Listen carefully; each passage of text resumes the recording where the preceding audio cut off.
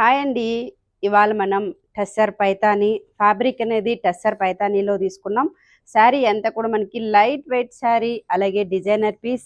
So sari టోటల్గా మనకి మంచి మిర్చి రెడ్ కలర్ కాంబినేషన్ తీసుకున్నాం.